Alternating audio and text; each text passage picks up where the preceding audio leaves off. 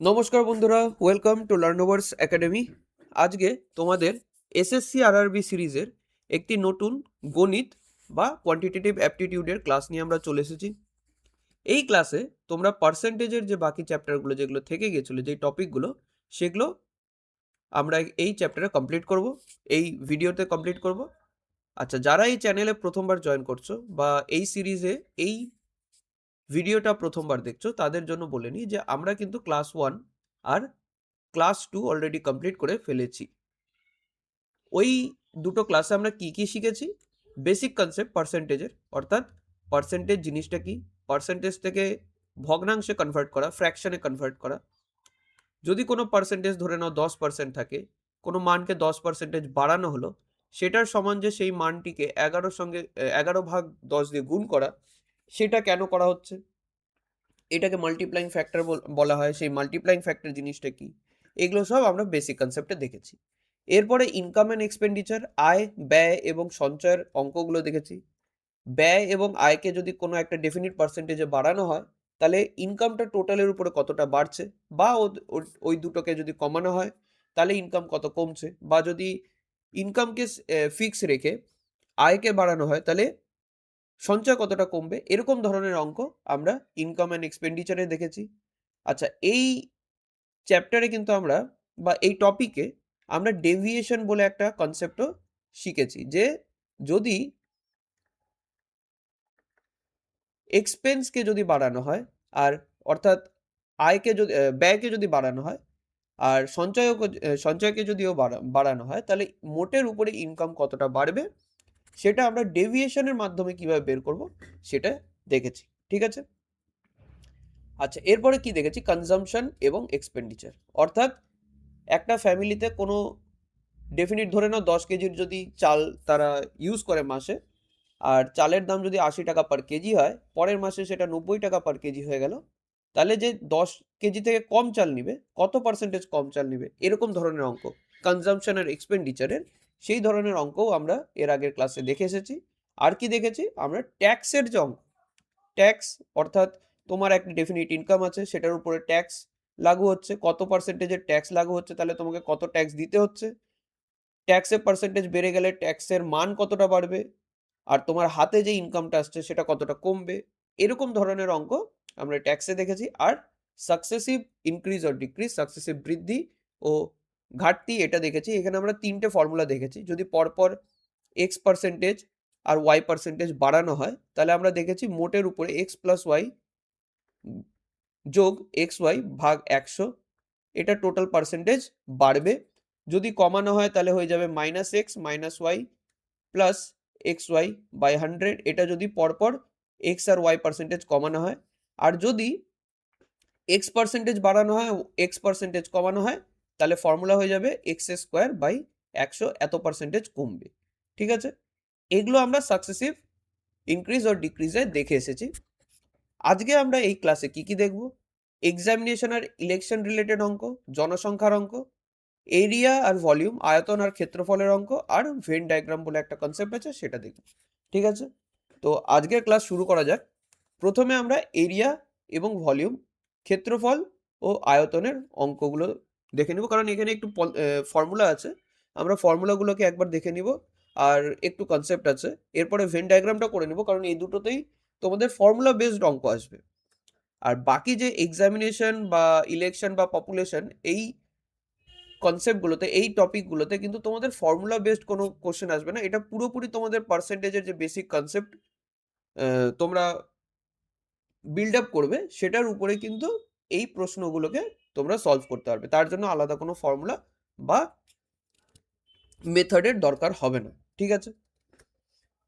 আচ্ছা, area and volume করার আগে আমরা এখানে দেখো, এখানে কিন্তু তোমরা দুটো ধরনের শেপ দেখতে পাচ্ছ। দেখো একটা জিনিস মন দিয়ে, এই চারটে শেপকে যদি দেখো, এই চারটে শেপ কিন্তু এই চারটে শেপ থেকে ডিফারেন্ট। ঠিক, কি ডিফারেন্স? এই শেপগুলোতে দেখো, এগুলো কিন্তু তুমি একটা কাগজের উপরে বানাতে পারবে। এটা একটা বর্গক্ষেত্র। বর্গক্ষেত্র কিন্তু তুমি একটা কাগজকে যদি নাও, একটা কাগজকে তুমি বর্গক্ষেত্র আকারে হোক বা আয়তক্ষেত্র আকারে হোক কাটতে পারবে। কিন্তু তুমি একটা জিনিস ভাবো, তুমি এটা একটা বক্স, ঠিক, এটাকে আমরা কিউব বলি। তুমি কি একটা কাগজকে কিউবের আকারে কাটতে পারবে? না, কাগজটাকে ছোট ছোট ভাগে কেটে তারপরে সেটাকে জোড়া দিয়ে একটা কিউব বানাতে পারবে, ঠিক? অর্থাৎ কাগজের দেখো দুটো ডাইমেনশন আছে, একটা হচ্ছে লম্ব বা দৈর্ঘ্য আর একটা প্রস্থ। তার মানে দুটো ডাইমেনশন আছে এরকম যে কোনো ফিগারকে আমরা কি বলবো? Two dimensional figure. সেগুলো হচ্ছে এটা, এটা, এটা আর এটা, এগুলো সেই টাইপের ডিমেনশনে পড়ে। আর থ্রি ডিমেনশনাল ফিগার অর্থাৎ কিউব, কিউবয়েড, সিলিন্ডার আর স্ফিয়ার, গোলক, সিলিন্ডার, কিউবয়েড আর কিউব, ঠিক আছে? 3D ফিগারের বের করা যায় আয়তন, আর 3D ফিগারের এক একটা ফেস আছে। 3D ফিগারের ক্ষেত্রফলও বের করা যায়, কিন্তু পুরোটার ক্ষেত্রফল হয় না, পুরোটার আয়তন হয়। আমরা আয়তনটা এই আজকের ভিডিওটাতে দেখব। এই চারটে শেপের যে আয়তন কিভাবে বের করতে হয় সেটা দেখব। আর 2D ক্ষেত্রফল বের করা যায়, তো এই চারটে শেপের আমরা ক্ষেত্রফল বের করার ফর্মুলা দেখব। এই শেপ, আরও কিন্তু শেপ আছে 3D আর 2D। আমরা ওগুলো ডিটেলসে মেনচুরেশন চ্যাপ্টারে আরও ডিটেলসে পড়বো, কিভাবে এই ফর্মুলাগুলো আসলো সেটা পড়বো। আর তাছাড়া ওটার উপরে ডেপথে আরও অনেক কোশ্চেন আছে, সেগুলো ওখানে দেখবো। এইখানে শুধু পার্সেন্টেজের রিলেটেড যে প্রিভিয়াস ইয়ারে কোশ্চেন এসেছে এই চ্যাপ্টার থেকে, এই টপিক থেকে, সেগুলো আমরা শুধু এই ভিডিওতে দেখে নিব, ঠিক আছে? আচ্ছা, শুরু করি প্রথমে। এটা হচ্ছে একটা বর্গক্ষেত্র। বর্গক্ষেত্রের বা ইংলিশে যেটাকে আমরা স্কোয়ার বলি, প্রত্যেকটা দিক সমান হয়, ঠিক আছে? আমি যদি ধরে নিই প্রত্যেকটা দিকের মান হচ্ছে a, তাহলে এই বর্গক্ষেত্রের এরিয়া কি হয়ে যাচ্ছে? এরিয়া হয়ে যাচ্ছে আমার a ইন্টু a, অর্থাৎ a স্কোয়ার, ঠিক আছে? আচ্ছা, এটা একটা আয়তক্ষেত্র। আয়তক্ষেত্রের জন্য এটা হচ্ছে আয়তক্ষেত্রের দৈর্ঘ্য, আর এটা হচ্ছে প্রস্থ। এটা যদি দৈর্ঘ্য হয়, এটাও তার দৈর্ঘ্য, এটা তার প্রস্থ, এটা তার প্রস্থ, ঠিক আছে? আচ্ছা, এইটাকে যদি আমি এল ধরি আর এটাকে যদি আমি বি ধরি, তাহলে আয়তক্ষেত্রের যে এরিয়া সেটা হয়ে যাবে এল ইন্টু বি, ঠিক আছে? তোমরা কিন্তু এই এরিয়ার ফর্মুলাগুলো জাস্ট মনে রাখো। এইখানে কিন্তু কেন এটা এরিয়া হলো বা কিভাবে এ ইন্টু এ আসলো, ক্ষেত্রফল বা আয়তনের ক্ষেত্রে ফর্মুলাগুলো কিভাবে আসলো, সেগুলো এখন ডিসকাস করব না, সেটা ডেপথে আমরা মেনচুরেশনে ডিসকাস করব, ঠিক আছে? নাহলে ভিডিওটা অনেকটা বড় হয়ে যাবে। পার্সেন্টেজের যে মূল আমরা যেটা জানতে চাইছি এখানে, সেটাই জানা হবে না, ঠিক আছে? তাই তোমরা ফর্মুলাগুলোর উপরে বেসিক ফোকাস করো। আশা করি তোমাদের ছোটবেলায় স্কুল লাইফে যে ক্লাসগুলো করেছো সেখানে তোমরা এই ফর্মুলাগুলো অলরেডি দেখে এসেছো। এখানে জাস্ট আমরা একবার রিভাইজ দিয়ে নিব, আর ওটার উপরে এক্সামে কি টাইপের পার্সেন্টেজের কোশ্চেন আসে সেটা দেখব। আচ্ছা, এটা একটা ত্রিভুজ, তিনটে দিক। এবার এই ত্রিভুজের যে নিচের দিকটা আছে এটাকে যদি আমি ভূমি ধরি বা বেস, বি দিয়ে সেটাকে লিখছি। আর ত্রিভুজের উপরে 90 ডিগ্রি অ্যাঙ্গেলে যদি আমি একটা সোজা দাগ টানি উল্টো দিকের যে কোণটা আছে সেই পর্যন্ত, তাহলে সেটা তার উচ্চতা অর্থাৎ এইচ হয়ে যাবে, ঠিক আছে?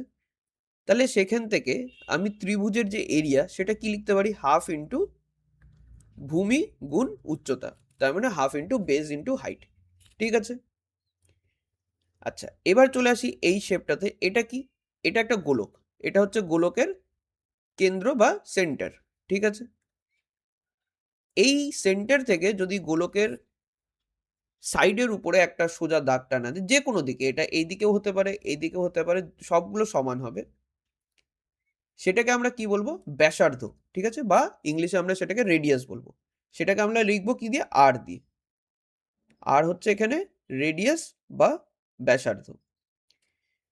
আচ্ছা, এই বৃত্তের এরিয়া কত হবে?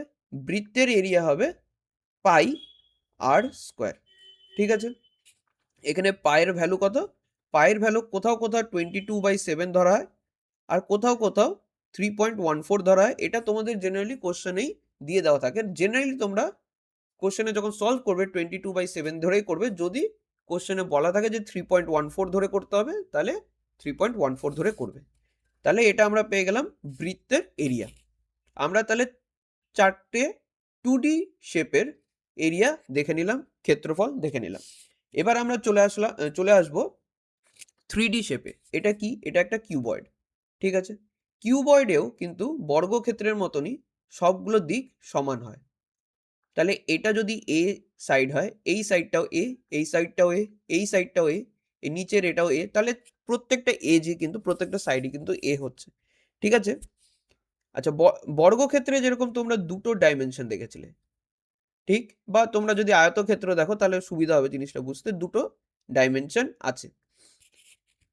এই কিউবের ক্ষেত্রে কিন্তু দেখো তোমরা তিনটে ডাইমেনশন আছে। এটা যদি আমি ধরে নাও বললাম দৈর্ঘ্য, এটা প্রস্থ, তাহলে এটা তার উচ্চতা হয়ে যাচ্ছে।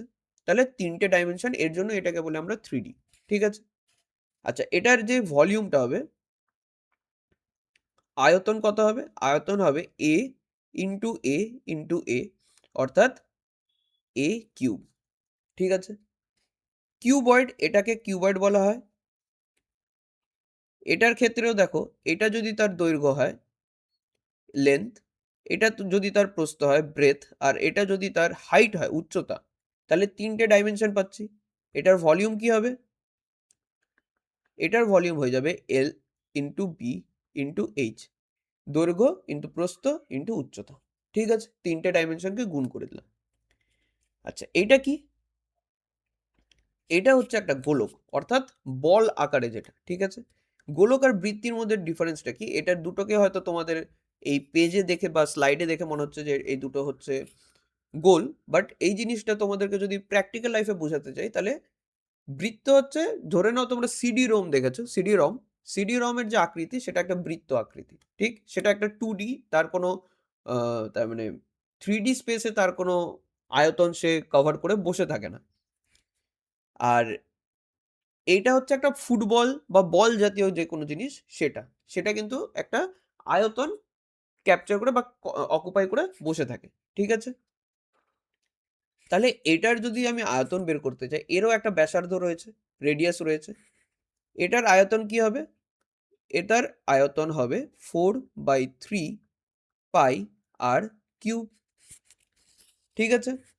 আচ্ছা, পরের শেপে চলে আসি। পরের শেপটা কি? পরের শেপটা হচ্ছে সিলিন্ডার। ঠিক আছে? এই শেপটা। এটার যদি আমি ভালো করে শেপটা বানাতে চাই, তাহলে জিনিসটা হবে এরকম একটা শেপ। আচ্ছা, উপরে দেখো আর নিচে দেখো, তোমরা কিন্তু দুটো বৃত্তাকার দেখতে পাচ্ছ। ঠিক? এটাকে যদি অ্যাকচুয়ালি এটা সাইড করে করা আছে, এটাকে যদি সোজাসুজি দেখো, তাহলে এটা একটা বৃত্তাকার। এই বৃত্তের একটা ব্যাসার্ধ রয়েছে। যদি উপরের বৃত্ত আর নিচের বৃত্তটা একই ব্যাসার্ধের বৃত্ত হয়, তাহলে আমরা এটাকে বলবো রাইট সার্কুলার সিলিন্ডার। ঠিক আছে? আচ্ছা, উপরের বৃত্তের যদি ব্যাসার্ধ আমি আর ধরি, আর ওই উপরের বৃত্তের যে সেন্টারটা, সেখান থেকে যদি নিচের বৃত্তের সেন্টারে একটা দাগ টানি সোজাসুজি, সেটা হয়ে যাবে তার উচ্চতা, এই সিলিন্ডারের উচ্চতা। আর তাহলে ভলিউম অর্থাৎ আয়তন কি হবে তাহলে? পাই আর স্কোয়ার, অর্থাৎ ব্যাসার্ধের স্কোয়ার, গুণ এইচ অর্থাৎ উচ্চতা। ঠিক আছে? পাই আর স্কোয়ার এইচ আমার এটার আয়তন হবে। তাহলে আশা করি তোমাদের এই ফর্মুলাগুলো সবাই তোমরা খাতায় নোট করে নিয়েছো। একটি বর্গক্ষেত্রের এরিয়া, ক্ষেত্রফল কত? এ স্কোয়ার। একটি আয়তক্ষেত্রের আমরা এরিয়া কত পেলাম? লেন্থ ইন্টু ব্রেথ, অর্থাৎ দৈর্ঘ্য ইন্টু প্রস্থ। ত্রিভুজের এরিয়া কত পেলাম? হাফ ইন্টু ভূমি গুণ উচ্চতা, বেস ইন্টু হাইট। আচ্ছা, বৃত্তের কি পেলাম? পাই আর স্কোয়ার, আর এখানে হচ্ছে কি ব্যাসার্ধ, রেডিয়াস। কিউবের আমরা ভলিউম কত পেলাম? আয়তন কত পেলাম? এ কিউব, যেখানে এ হচ্ছে এটার প্রত্যেকটা দিক। আচ্ছা, কিউবয়েডের কি পেলাম? কিউবয়েডের জন্য ভলিউম পেলাম length into breadth into height, L into B into H, অর্থাৎ দৈর্ঘ্য, প্রস্থ, উচ্চতা, এর তিনটেই গুণফল। গোলকের ভলিউম বা আয়তন কি পেলাম? 4/3 পাই আর কিউব, আর এখানে তার ব্যাসার্ধ। আর সিলিন্ডারের ক্ষেত্রে আমি আয়তন পেলাম পাই আর স্কোয়ার এইচ, যেখানে আর হচ্ছে এখানে এই যে উপরে যে বৃত্তটা আছে তার ব্যাসার্ধ, এইচ হচ্ছে পুরো সিলিন্ডারটার উচ্চতা। ঠিক আছে? এবার আমরা অঙ্কের মাধ্যমে বুঝবো যে পার্সেন্টেজ কিভাবে এখানে অ্যাপ্লাই হয়, বা পার্সেন্টেজের অঙ্ক এখানে কিভাবে ইউজ করা হয়। প্রথম প্রশ্নে কি বলেছে যে একটি সমবৃত্তাকার সিলিন্ডারের ব্যাসার্ধ 120% বাড়লে বৃদ্ধি করা হলো এবং উচ্চতা 40% হ্রাস করা হলো, তাহলে সিলিন্ডারটির আয়তনের শতকরা কত বৃদ্ধি হবে তা বের করতে বলা হয়েছে। সিলিন্ডারে আমরা ফর্মুলাটা কি পেয়েছিলাম এখনই, পাই আর স্কোয়ার এইচ, এটা হচ্ছে তার আয়তন, ঠিক? আচ্ছা, ধরে নাও সিলিন্ডারটা যখন প্রথমে যেই ব্যাসার্ধ রয়েছে সেটাকে R1 ধরলাম, আর পরে যেটা বেড়ে যাচ্ছে সেটাকে R2 ধরছি, ঠিক আছে? প্রথমে একটা হাইট ছিল H1, অর্থাৎ উচ্চতা ছিল, পরে উচ্চতা কমে গিয়ে H2 হয়ে গেল। আর প্রথমে যে ভলিউমটা ছিল, আয়তন ছিল, সেটা V1, পরে ভলিউম প্রশ্নে বলা হয়েছে যে বেড়ে যাচ্ছে V2, ঠিক আছে? তাহলে V1 সমান সমান কি হচ্ছে, পাই R1 স্কোয়ার H1, ঠিক? আর V2 কি সমান সমান হচ্ছে পাই R2 স্কোয়ার H2। এই দুটোকে যদি আমি ভাগ করি তাহলে দেখা যাবে এখানে পাই আর পাই কেটে গেল। তাহলে আমি বলতে পারি যে V1 ভাগ V2, তার মানে আয়তনের যে অনুপাত সেটা সমান সমান কি হচ্ছে, R1 ভাগ R2 তার হোল স্কোয়ার গুণ H1 ভাগ H2, অর্থাৎ ব্যাসার্ধের যে অনুপাত তার স্কোয়ার গুণ হাইটের অনুপাত, ঠিক আছে? আচ্ছা, এবার আমি প্রত্যেকটার অনুপাতগুলো বের করে নিই, তাহলে আমি ভলিউম কতটা বাড়লো, আয়তন কতটা বাড়লো সেটা পার্সেন্টেজে বের করতে পারবো। ব্যাসার্ধ এখানে কি বলা হয়েছে, 120% বেড়ে গেছে। 120% মানে কি, আমি তোমাদেরকে এর জন্য টেবিলটা ভালো করে মুখস্থ করতে বলেছিলাম, তোমরা আশা করি সবাই টেবিলটা নিয়ে বসে আছো, পার্সেন্টেজের আর পার্সেন্টেজ টু ভগ্নাংশে কনভার্সনের টেবিলটা। 120% মানে হচ্ছে 6/5, অর্থাৎ ব্যাসার্ধ যদি আগে 5 থাকতো তাহলে এখন সেটা হয়ে যাচ্ছে 11, 6 ইউনিট বেড়ে যাচ্ছে। আচ্ছা, উচ্চতা আগে যদি 40% কমেছে, 40% মানে কি, 40% মানে হচ্ছে 2/5, মানে আগে যদি উচ্চতা 5 ইউনিট ছিল, এখন 2 ইউনিট কমে যাচ্ছে, 3 ইউনিট থাকছে, ঠিক আছে? এবার ভলিউম বের করতে গেলে দেখা যাচ্ছে V1 আমি কি করছি, R1 স্কোয়ার আর H1 কে গুণ করছি, তার মানে R1 এখানে 5, R1 এর স্কোয়ার করলে তাহলে 25 গুণ H1, তার মানে এখানে 5, তার মানে আমি কত পাচ্ছি, 125। আর V2 কত পাচ্ছি, V2 এর ক্ষেত্রে R2 স্কোয়ার অর্থাৎ 121 গুণ H2 অর্থাৎ 3, তাহলে 363। তাহলে V1 আর V2 এর যে অনুপাত সেটা কত পাচ্ছি, 125/363, ঠিক আছে? এবার কত পার্সেন্টেজ বেড়েছে তার জন্য আগে আমাকে বের করতে হবে কত বেড়েছে। দেখা যাচ্ছে 363 থেকে 125, V2 থেকে V1 মাইনাস করলে আমি দেখছি 238 বেড়েছে। আচ্ছা, এটার তাহলে কত পার্সেন্টেজ বেড়েছে, তাহলে 238 যদি বেড়ে থাকে, কতর উপরে বেড়েছে, 125, পুরনো মান কি ছিল 125, তাহলে 125 এর উপরে 238 বেড়েছে, গুণ 100, 25 দিয়ে কাটলে এটা 5, 25 দিয়ে কাটলে এটা 4, তাহলে আমার কত দিয়ে দাঁড়াচ্ছে, 952 ভাগ 5, এত পার্সেন্টেজ বেড়েছে, ঠিক আছে? এটাকে যদি আমি ডিভাইড করি তাহলে আমার দশমিকে উত্তর আসবে 190.4%। তার মানে আমার অ্যান্সার কিন্তু চলে আসছে অপশন বি, 190.4। আশা করি তোমরা বুঝতে পেরেছো। আচ্ছা, এর পরের প্রশ্নটাতে কি বলেছে, একই টাইপের প্রশ্ন, এখানে বলেছে একটি রাইট সার্কুলার সিলিন্ডার। এখানে যে আমরা সমবৃত্তাকার সিলিন্ডার পড়েছিলাম এর আগের যে কনসেপ্টটা দেখেছিলাম, যেখানে উপরের যে বৃত্তটার নিচের বৃত্তটা দুটো সেম, আর এই বৃত্তের কেন্দ্র থেকে এই বৃত্তের কেন্দ্রে যদি আমি একটা লম্বা দাগ টানি উচ্চতা, সেটা নিচের যে বেস যে বৃত্তটা আছে সেটার যে ব্যাসার্ধ সেটার সঙ্গে 90 ডিগ্রি অ্যাঙ্গেল বানাচ্ছে। এটা হচ্ছে সমবৃত্তকার বা রাইট সার্কুলার সিলিন্ডার, ঠিক আছে? আচ্ছা, রাইট সার্কুলার সিলিন্ডারে বৃত্তের, এটা বৃত্তের হতো, যাই হোক, বৃত্তের ব্যাসার্ধ 20% বৃদ্ধি করা হলো, আয়তন অপরিবর্তিত রাখতে হলে উচ্চতা কত পার্সেন্টেজ কমাতে হবে। এই প্রশ্নটাতে কি বলেছে, ভলিউম সমান সমান বলে দিয়েছে পাই আর স্কোয়ার এইচ, আমরা এটা জানি। এখানে বলেছে যে পুরনো যে ব্যাসার্ধ আর পুরনো যে উচ্চতা রয়েছে, এই ব্যাসার্ধটাকে বাড়িয়ে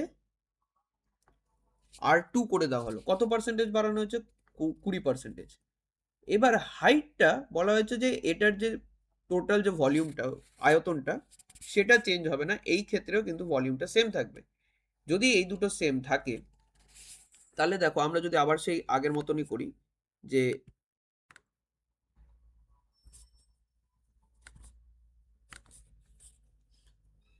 এটার ক্ষেত্রে আয়তন সমান সমান পাই আর ওয়ান স্কোয়ার এইচ ওয়ান, আর এটার ক্ষেত্রেও আয়তন সমান সমান পাই আর টু স্কোয়ার এইচ টু, কারণ এখানে বলেছে আয়তন দুটোরই সমান।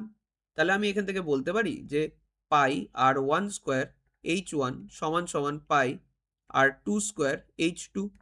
ঠিক এখান থেকে পাই পাই কেটে যাচ্ছে, তাহলে আমি এখান থেকে বলতে পারি যে এইচ ওয়ান ভাগ এইচ টু, অর্থাৎ এইচ ওয়ান আর এইচ টুর যে অনুপাত, সেটা সমান সমান কি হবে, আর টু বাই আর ওয়ান তার হোল স্কোয়ার, অর্থাৎ রেডিয়াসের যে অনুপাত তার উল্টোটা। ঠিক আছে, তার মানে যেটা বেড়ে গেছে ইজ টু যেটা কমে গেছে। তাহলে আমি যদি আর টু আর ওয়ানের অনুপাত বের করি, আর টু আর ব্যাসার্ধ কত পার্সেন্টেজ বেড়েছে, 20% বেড়েছে। 20% মানে হচ্ছে 1/5, মানে আগে 5 ছিল, 5 ইউনিট ছিল, সেটা বেড়ে গিয়ে হয়েছে 6 ইউনিট। ঠিক এইটার যে স্কোয়ারটা বলেছে, এটার স্কোয়ারের সমান সমান কিন্তু হাইটের অনুপাত হচ্ছে, অর্থাৎ 6 এর স্কোয়ার 36, এটার স্কোয়ার হয়ে যাচ্ছে 25। তাহলে এইটার সমান সমান হচ্ছে h1 h2। ঠিক আছে, অর্থাৎ আগে 36 ইউনিট ছিল, এখন 25 ইউনিট হয়েছে, কমে গিয়েছে। কত কমেছে, 11 ইউনিট কমেছে। তাহলে কত পার্সেন্টেজ উচ্চতা কমছে, সেটা হবে 11 ইউনিট কমে যাওয়া ভাগ আগে কত ছিল, আগে 36 ইউনিট ছিল, গুণ 100। 4 দিয়ে কাটলে 9, 4 দিয়ে কাটলে এটা হয়ে যাচ্ছে 25, তার মানে 275 ভাগ 9% কমেছে। 275 ভাগ 9% মানে হচ্ছে 305/9%। 30/9% অপশন ডি আমার অ্যান্সার। ঠিক আছে, আশা করি তোমরা এই টাইপের অঙ্ক কিভাবে করতে হয় বুঝতে পেরেছো। এর পরের প্রশ্নে চলে আসি। এর পরের প্রশ্নে কি বলেছে, যে একটি ত্রিভুজের ভূমি যদি 40% বৃদ্ধি করা হয়, ত্রিভুজটির ক্ষেত্রফল 60% বৃদ্ধি করতে হলে উচ্চতা কত পার্সেন্টেজ বৃদ্ধি করতে হবে সেটা বের করতে বলেছে। এবার তোমরা মনে করে দেখো, আমরা ত্রিভুজের যে এরিয়াটা, ত্রিভুজের ক্ষেত্রফল কি পড়েছিলাম, half into base into height. ঠিক, তাহলে ত্রিভুজের যে এরিয়া, বা এটাকে আমি এ ধরি, সেটা সমান সমান কি পাচ্ছি, half into base into height. ঠিক, আমার যে ভূমি আছে সেটাকে 40% বাড়ানো হচ্ছে। ঠিক, অর্থাৎ আমার যদি B1 আর B2, এটা পুরনো যে ভূমিটা ছিল আর সেটা বাড়ানোর পরে, ঠিক আছে, B2 হচ্ছে বাড়ানোর পরে, B1 যদি আমার 40% হচ্ছে 2/5, অর্থাৎ B1 যদি 5 ইউনিট হয়, B2 বেড়ে গিয়ে হচ্ছে 7 ইউনিট। ঠিক আছে, আর হাইটের কথা যদি বলা হয়, হাইট বলেছে আমাকে, আচ্ছা এখানে হাইট বাড়ানোর কথা বলেনি, এখানে ক্ষেত্রফল, এখানে এরিয়াটা বলেছে। এরিয়া বেড়ে গিয়ে কত হয়েছে, আগে এরিয়া ছিল 60%, মানে কি 60% মানে হচ্ছে 3/5, অর্থাৎ আগে যদি এরিয়া 5 হতো, তাহলে নতুন এরিয়া বেড়ে গিয়ে 3 ইউনিট বেড়ে যাচ্ছে, অর্থাৎ 8 হয়ে যাচ্ছে। ঠিক আছে, এইবার তোমরা একটা জিনিস দেখো, এই যে এই ফর্মুলাটা লিখলাম, এই ফর্মুলাটা থেকে আমি লিখতে পারি যে A1 সমান সমান half into B1 into H1। ঠিক আছে, এটা প্রথমে যে এরিয়াটা ছিল, এটা প্রথমে যে ব্যাসার্ধ ছিল, ভূমিটা ছিল, আর এটা ছিল প্রথমে উচ্চতা। ঠিক আছে, এবার এরিয়া বেড়ে গেল, এরিয়া হয়ে গেল A2, এটা হাফ, গুণ ব্যাসার্ধ বেড়ে হয়ে গেল B2, আর H2 হয়ে গেল নতুন উচ্চতা বেড়ে যাওয়ার পরে। ঠিক আছে, এই দুটোকে যদি আমি ভাগ দিই, তাহলে দেখা যাবে এখানে হাফ হাফ কেটে যাচ্ছে, উপরে A1/A2 সমান সমান থাকছে B1/B2 গুণ H1/H2। তাহলে আমাকে এখান থেকে যদি উচ্চতার অনুপাত বের করতে হয়, অর্থাৎ H1/H2 বের করতে হয়, সেটা সমান সমান কি হবে, এই B1/B2 ভূমির যে অনুপাত সেটা এখানে ভাগ হয়ে যাবে, তাহলে a1/a2 আমরা জানি ভাগ হয়ে গেলে যে কোনো একটা যদি ভগ্নাংশ ভাগ হয়ে যায় ইকুয়াল টুর এই পাশে আসলে সেটা গুণ ফর্মে লিখতে গেলে উল্টো করে লিখতে হয়, ঠিক? b2/b1 হয়ে যাবে। দেখো আমরা কিন্তু a1/a2 পেয়ে গেছি, b1/b2, b2/b1ও আমরা এখান থেকে লিখতে পারবো। তাহলে আমাকে যদি হাইটের যদি আমাকে অনুপাত বের করতে হয় সেটা হচ্ছে a1/a2 হয়ে যাচ্ছে 5/8 ইন্টু b2/b1 হচ্ছে 7/5। তাহলে 5 কেটে গেল, 7/8। অর্থাৎ কত বেড়েছে? 1 বেড়েছে, ঠিক? 7 থেকে 8 1 বেড়েছে। তাহলে কত পার্সেন্টেজ বেড়েছে? 1 বেড়েছে কতর উপরে? 7-এর উপরে 1 বেড়েছে, ঠিক? গুণ 100, এটাই এত পার্সেন্টেজ আমার উচ্চতা বেড়েছে।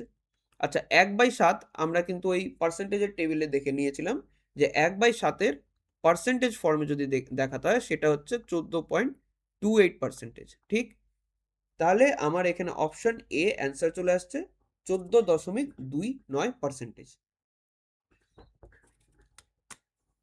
আচ্ছা, পরের প্রশ্নে চলে আসি। এটা তোমাদের এরিয়া অ্যান্ড ভলিউমের আরেকটা টাইপের অঙ্ক। এখানে কি বলা হয়েছে যে যদি একটি আয়তক্ষেত্রের প্রতিটি বাহু 11% করে কমানো হয় তবে তার ক্ষেত্রফল কত শতাংশ কমবে? এইবার দেখো, আমরা আয়তক্ষেত্রের যে এরিয়া দেখেছিলাম সেটা হচ্ছে এল ইন্টু বি, ঠিক আছে? এইখানে বলা হয়েছে যে এল কে 11% কমানো হচ্ছে। আচ্ছা, 11% কমানো, এটার মাল্টিপ্লাইং ফ্যাক্টর অর্থাৎ কি? 11% মানে কি? 11% যদি কমানো হয় তার মানে 100 কোনো একটা জিনিসের মান ছিল, সেটা কমিয়ে হয়ে গেল 89।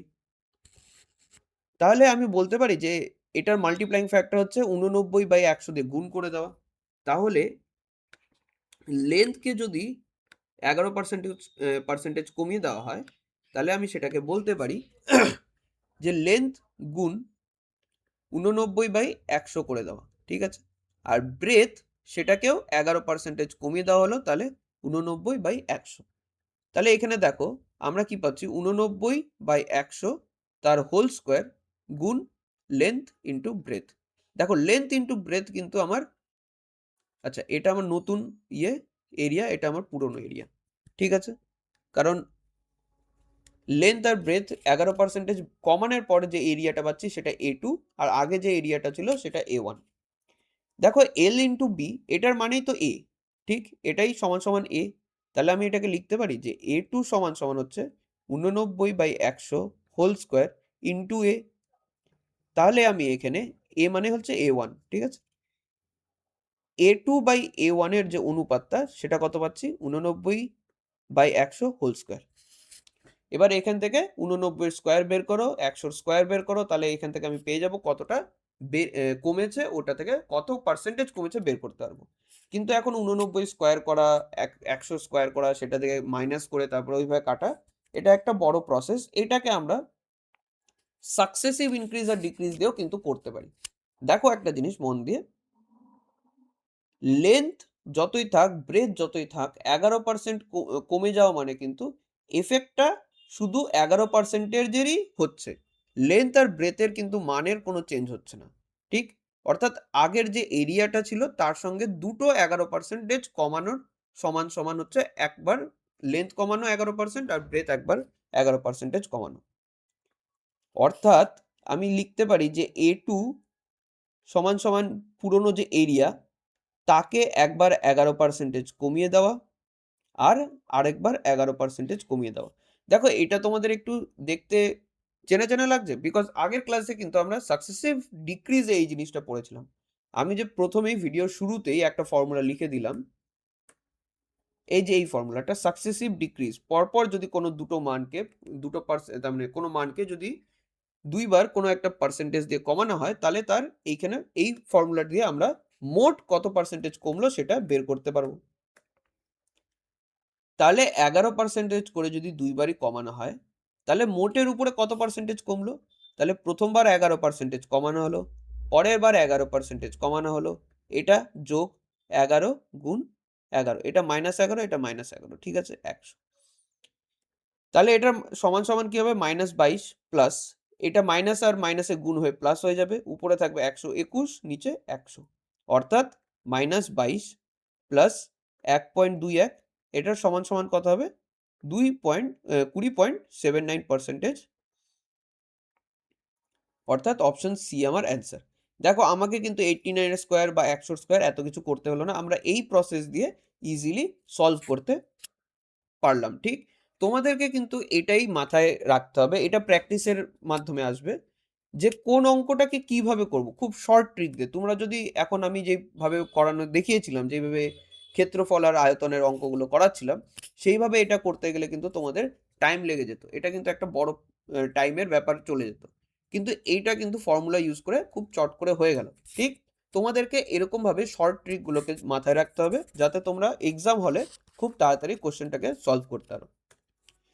পরের প্রশ্নে কি বলেছে? পরের প্রশ্নেও একই ধরনের অঙ্ক, যে যদি একটি বর্গক্ষেত্রে, এর আগে একটা ক্ষেত্রফল ছিল, আয়তক্ষেত্র ছিল, এখন বর্গক্ষেত্র, বর্গক্ষেত্রের জায়গায় এর যে বাহুগুলো সেটাকে 17% করে কমানো হচ্ছে, বৃদ্ধি করা হচ্ছে, আচ্ছা কমানো নয়, এখানে বৃদ্ধি করা হচ্ছে, তাহলে তার ক্ষেত্রফল কত শতাংশ বৃদ্ধি হবে সেটাই বের করতে বলেছে। এটা তোমাদের থাকলো হোমওয়ার্ক, তোমরা কিন্তু এটা সলভ করে কমেন্ট সেকশনে তোমাদের অ্যান্সার লিখে জানাবে, ঠিক আছে? পরের প্রশ্নে চলে যাই। আচ্ছা, পরের প্রশ্নটাও অনেকটা একই, যদি একটি আয়তক্ষেত্রে লেন্থ 11% কমানো হয় এবং ব্রেথকে যদি 11% বাড়ানো হয়, তাহলে আয়তক্ষেত্রের এরিয়া কত হবে? আচ্ছা, এইটা তোমরা যদি এর আগের ক্লাসগুলো মন দিয়ে করে থাকো, তাহলে কিন্তু তোমাদেরকে এটা সলিউশন না করে তোমরা অ্যান্সার বলে দিতে পারবে। কেন? এটার অ্যান্সার কিন্তু হবে ডিক্রিজ, অর্থাৎ অপশন এ, বাকি সবগুলো ইনক্রিজ আছে, তাহলে একমাত্র অপশন যেটাতে ডিক্রিজ আছে সেটা হবে অপশন এ। দেখো আমি তোমাদেরকে একটা জিনিস বলেছিলাম ক্লাসের শুরুতেও, এই ভিডিওর ক্লাসের প্রথমটাতে এই যে ফর্মুলাটা বলেছিলাম, যে যদি কোনো একটা মূল্য, তাকে প্রথমে x% বাড়ানো হয়, তারপরে আবার x% কমিয়ে দেওয়া হয়, তাহলে মোটের উপরে সেই মূল্যটা -x²/100, অর্থাৎ কমবে, কত কমবে? x²/100। মাইনাস মানে হচ্ছে ডিক্রিজ হবে, সেই পার্সেন্টেজটা ডিক্রিজ হবে, কত পার্সেন্টেজ ডিক্রিজ হবে? x²/100, এত পার্সেন্টেজ ডিক্রিজ হবে। তাহলে আমার কিন্তু মান সবসময়, এই যে এটার যে ক্ষেত্রফলটা সেটা ডিক্রিজ হচ্ছে, কত ডিক্রিজ হচ্ছে? x² মানে হচ্ছে 11 × 11 ভাগ 100, অর্থাৎ 1.21।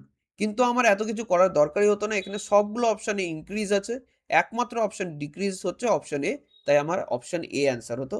এরকম টাইপের ট্রিকি কোশ্চেন কিন্তু এক্সামে দিয়ে দেয়, ঠিক আছে? অনেক টাইমে স্টুডেন্টরা কি করে, এরকম অঙ্ক দেখে সলভ করতে লাগে, তো তাতে তাদের টাইম নষ্ট হয়। এক্সামিনারও এটাই চায় যে তুমি কতটা তোমার অবজারভেশন স্কিলস আছে। যারা ওরকম প্র্যাকটিস করে এসেছে তারা কিন্তু এটা দেখার সাথে সাথে ডিক্রিজটা মেরে দিয়ে চলে আসবে, তাই প্র্যাকটিস ইজ ভেরি নেসেসারি, ঠিক আছে? আচ্ছা, এটা দিয়ে আমাদের এরিয়া অ্যান্ড ভলিউমের কনসেপ্ট কমপ্লিট হলো। আমরা একটা নতুন কনসেপ্টে এখন যাব, সেটা হচ্ছে ভেন ডায়াগ্রাম। এই ভেন ডায়াগ্রাম জিনিসটা কি? এই যে এখানে তুমি একটা আয়তক্ষেত্র দেখতে পাচ্ছ, ধরে নাও এই আয়তক্ষেত্র দিয়ে আমি বুঝাচ্ছি যে একটা কোচিং সেন্টার, এই কোচিং সেন্টারের যত স্টুডেন্ট আছে তাদেরকে আমি আয়তক্ষেত্র দিয়ে বুঝাচ্ছি, ঠিক আছে? এইবার ধরে নাও এই যে গোলকটা আছে, সরি গোলক বলছি, বৃত্তিটা আছে এ, এটা মানে কি? ধরে নাও এই এতে আমি সেই সব স্টুডেন্টদেরকে রাখলাম যারা ম্যাথসের কোচিং নিচ্ছে, ঠিক আছে? আর বি যেটা, এই বৃত্তিটাতে সেই সব স্টুডেন্ট আছে যারা রিজনিং এর কোচিং নিচ্ছে। আর এই যে দুটো বৃত্তি যে কেটেছে, এইটুক অংশটা, এইটুক অংশটা কি? এইটুক অংশে সেই সব স্টুডেন্ট যারা ম্যাথ এবং রিজনিং দুটোরই কোচিং নিয়েছে, ঠিক আছে? তাহলে তোমাকে যদি বলে যে টোটাল কতগুলো স্টুডেন্ট ম্যাথস আর রিজনিং এর কোচিং নিয়েছে, তাহলে এই পুরোটাই হবে তোমার ম্যাথস আর রিজনিং এর কোচিং নিয়েছে ততগুলো স্টুডেন্ট, ঠিক? সেটাকে আমরা কিভাবে দেখাবো? এ ইউনিয়ন বি। ইউনিয়ন মানে হচ্ছে, এ ইউনিয়ন বি মানে হচ্ছে যতগুলো স্টুডেন্ট ম্যাথস আর রিজনিং এর কোচিং নিয়েছে, আর এই যে এই সিম্বলটা দেখছো এটাকে বলে ইন্টারসেকশন। ইন্টারসেকশন মানে হচ্ছে এমন সব স্টুডেন্ট যারা ম্যাথসেরও কোচিং নিয়েছে আর রিজনিং এরও কোচিং নিয়েছে, একসাথে ম্যাথস আর রিজনিং এর কোচিং করছে। এ মানে কি? এন এ মানে হচ্ছে সেই সব স্টুডেন্টরা যারা ম্যাথসের কোচিং নিয়েছে, তারা শুধু ম্যাথসের কোচিংও নিতে পারে, অথবা ম্যাথস আর রিজনিং এর কোচিং যারা নিয়েছে তারাও ম্যাথসের কোচিং নিয়েছে। তার জন্য সেই সব স্টুডেন্ট যারা শুধু ম্যাথস নিয়েছে বা ম্যাথস আর রিজনিং নিয়েছে তারা এন এর মধ্যে পড়ছে। এন বির মধ্যে তারা পড়ছে যারা শুধু রিজনিং এর কোচিং নিয়েছে প্লাস যারা ম্যাথস আর রিজনিং এর কোচিং নিয়েছে। আর এন এ ইন্টারসেকশন বি, এটার মানে হচ্ছে সেই সব স্টুডেন্ট যারা ম্যাথস অ্যান্ড রিজনিং এর কোচিং একসঙ্গে নিয়েছে। তাহলে এই ফর্মুলা দিয়ে আমি পেয়ে যাব যে টোটাল ম্যাথস আর রিজনিং এর কোচিং কতজন নিয়েছে, ততগুলো স্টুডেন্টের মান। ঠিক আছে, এটা কিছুই না, এটা হচ্ছে যদি তিনটে ভ্যারিয়েবল থাকে, এখানে ধরে নাও তোমরা ম্যাথস আছে, রিজনিং আছে আর ইংলিশও আছে, তাহলে কতগুলো স্টুডেন্ট কোচিং এর ম্যাথস, রিজনিং আর ইংলিশের কোচিং নিয়েছে সেটা বের করতে গেলে সেই সব স্টুডেন্ট যারা ম্যাথসের কোচিং নিয়েছে, ঠিক আছে, এই পুরোটা, এই এ বৃত্তটা পুরোটা, সেই সব স্টুডেন্ট যারা রিজনিং এর কোচিং নিয়েছে, এই বৃত্ত বিটা, আর সি হচ্ছে সেই সব স্টুডেন্ট যারা ইংলিশের কোচিং নিয়েছে, অর্থাৎ এই বৃত্তটা। ঠিক আছে, এটা থেকে মাইনাস কি করব?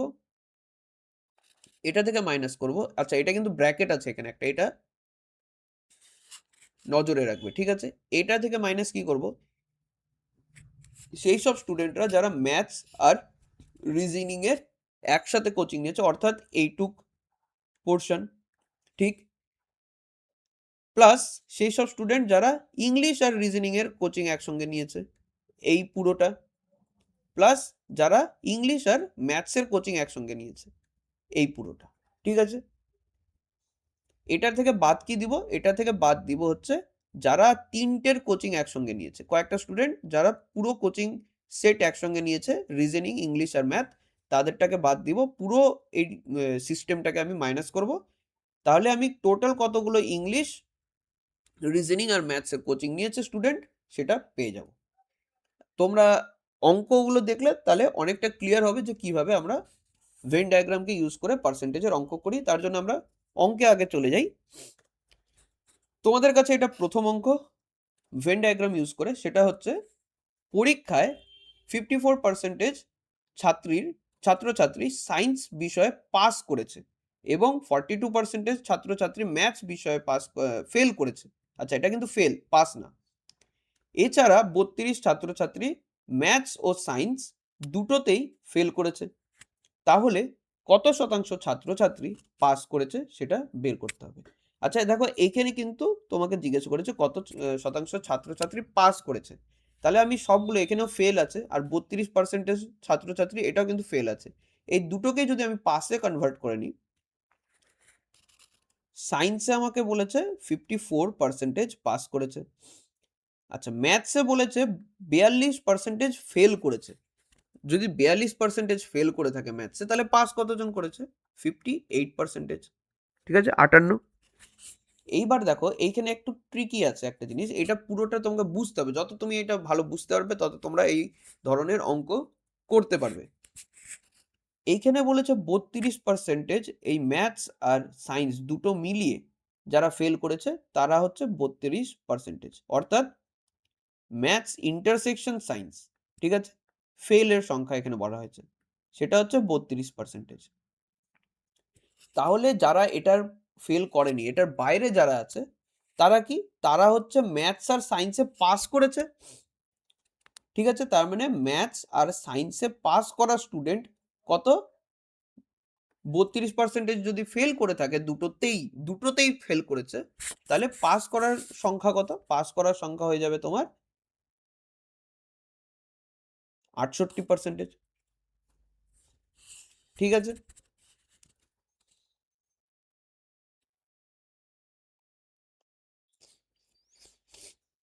সরি, এটা ইন্টারসেকশন হবে, দুটোতেই পাস করার সংখ্যা কত? 68%। তাহলে এখান থেকে কতগুলো স্টুডেন্ট ম্যাথস আর সায়েন্স নিয়ে পড়াশোনা করেছে সেটা পেয়ে যাব। সেটা হবে 54 প্লাস 58 মাইনাস ইন্টারসেকশন। দেখো এটা হচ্ছে ম্যাথস নিয়ে পড়াশোনা করা, এটা সায়েন্স নিয়ে পড়াশোনা করা, পাস, এটা পাস করা, সরি পাস করা যারা, আর এটা হচ্ছে ম্যাথস নিয়ে পাস করা। ঠিক আছে, তাহলে 54 জন পাস করেছে সায়েন্সে, 58 জন পাস করেছে ম্যাথসে, আর